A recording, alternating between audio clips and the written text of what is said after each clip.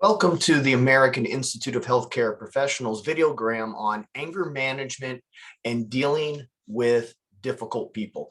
And unfortunately, in life, many have to deal with individuals that we might not like as much and who make liking them even more difficult just because of their very nature. But it's essential to have to deal with them on a consistent basis. Maybe they're part of our family, or maybe they're part of the workforce. And to be able to get things done, you have to be able to understand the nature of the difficult person, to manage one's own anger, and then to complete whatever processes need to be completed despite the difficulty that is going to come about. So conflict and anger in itself isn't worth it to begin with.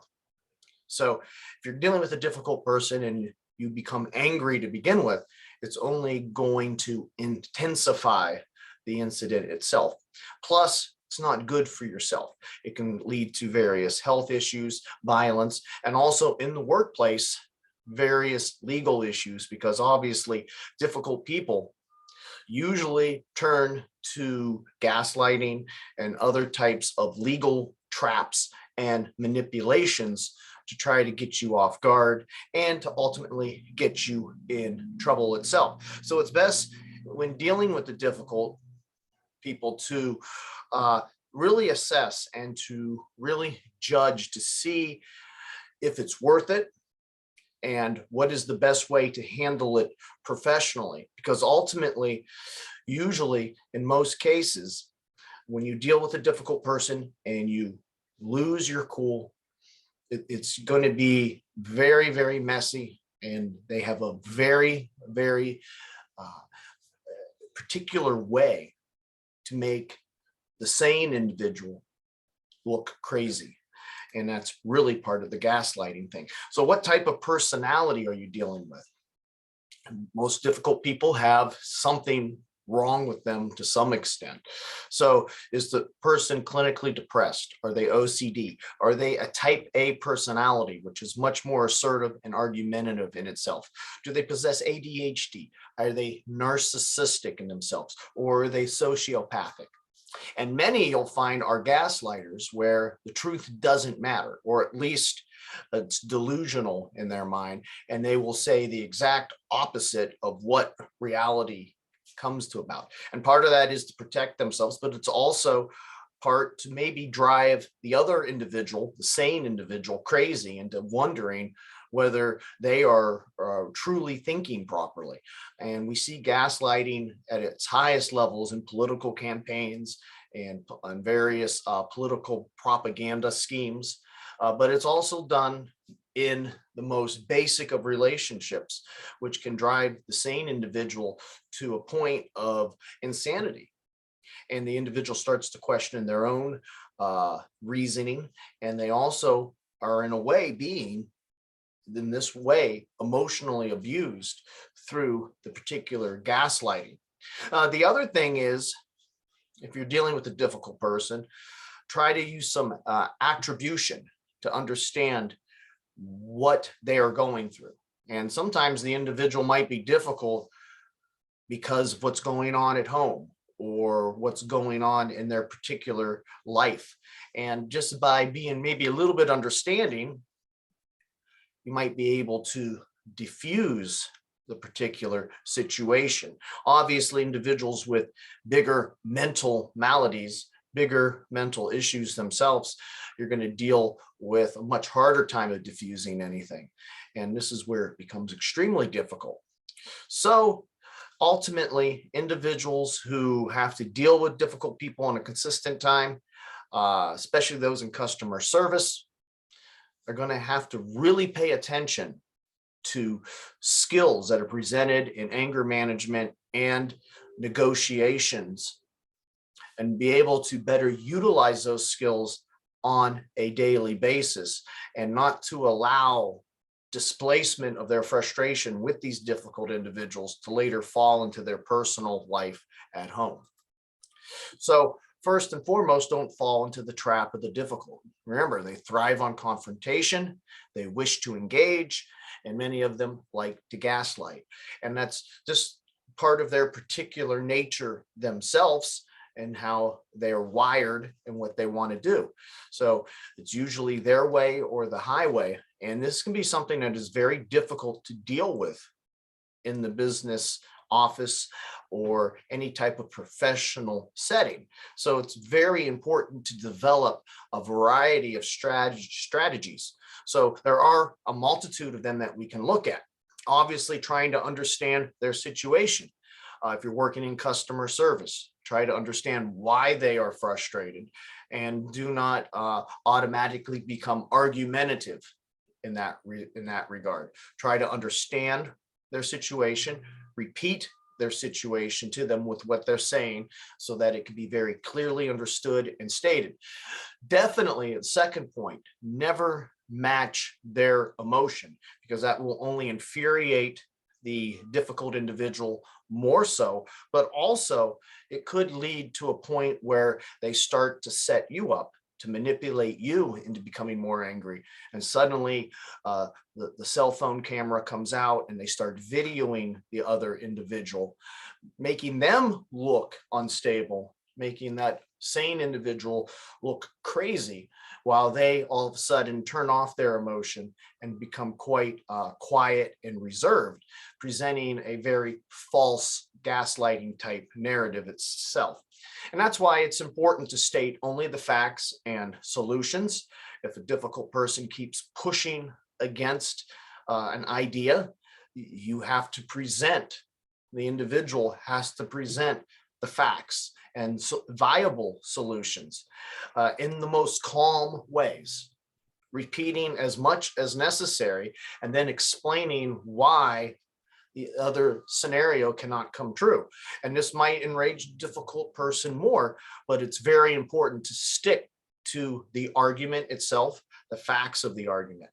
And this is where remaining calm and also avoiding personal digs becomes critical. In many types of cases, the difficult person might start to insult the individual. The insulting might be about the way they perform their job, and it might even escalate to personal insults about the individual's character and so forth.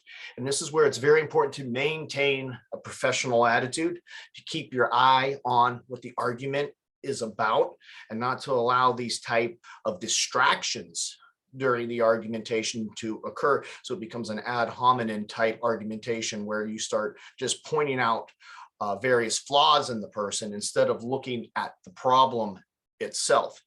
So a difficult person is going to plant a lot of these type of red herrings also, where they distract from the issue at hand to try to distract the individual and push them off a certain type of line of reasoning. So again, easier said than done, correct?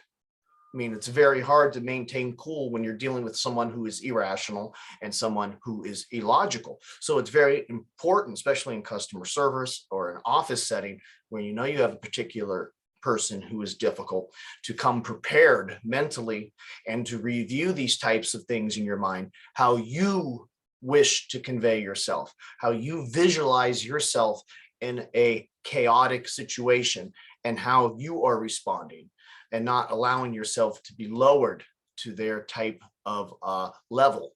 So if a difficult person still becomes more rude or more violent, there comes a time where the sane individual must discontinue the conversation or remove themselves from the situation itself, because it's only going to get worse. So ignoring and walking away after all viable solutions have been explored, the difficult individual continues to persist, instead of getting angry, instead of becoming to the point where you cannot believe that this person isn't getting it, that's the moment where you have to ignore and walk away. And if it's in a business setting where you don't have that luxury as much, or you're on a customer service line and so forth, you can use a variety of lines that are listed over on the board, such as, we are at an impasse. Can we discuss this later? Another one is the anger here is unprofessional, and when everyone is more calm, we will continue this discussion. And finally, I am sorry, I have done everything to help you and I cannot do anything else. And you might want to refer them to someone else with higher authority, or you might just want to end the conversation right there, especially if the person is escalating, raising their voice, using profanities, and so forth. The second element that some individuals don't think about is maybe you're the difficult person. Are you the issue? And that's something that takes self-reflection. So sometimes it might be your own view that is the issue. Maybe you are wrong. So reflect and think and reevaluate one's own argument. Also, one's emotional setting. Are you allowing things to seep into your professional life from your personal life? And how is that affecting you in regards to how you are dealing with other individuals? So ultimately, dealing with difficult people is, well, difficult.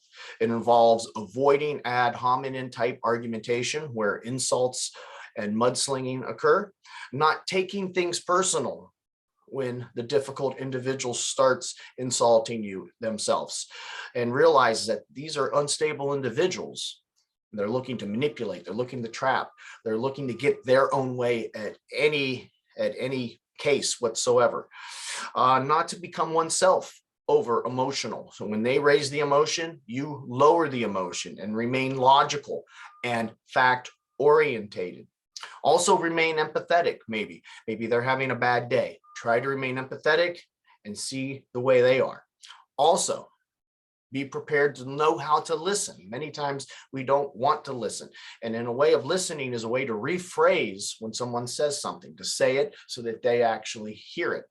So rephrasing and listening, not being the one that's constantly talking, is a very good way to better communicate them with one. And also knowing how to walk away politely without being manipulative in it, and knowing how to walk away in a professional way, whether you're on the phone or whether you're dealing with a particular co-worker and it's becoming unbearable, the conversation itself. So here we offer at AIHCP a anger management consulting certification. The link below will give you the necessary information about the program. The phone number for our contact is 330-652-7776. Again, that's 330-652-7776. And our email is info@aihcp.org. Again, that's info@aihcp.org. As for dealing with difficult people, remember, it's a lifelong skill. It also involves anger management in itself. So if you possess anger issues to begin with, it is very relevant that you learn to better control your rage so that when you deal with other people, you're not the issue. And I think that's something that many do not really consider. They always consider themselves, the individual, to be the one that's right, to be the one that's emotionally stable. So I think self-reflection is also something that's very important. So when dealing with difficult people, number one, don't be the difficult person. I'd like to thank you for listening today and have a good day.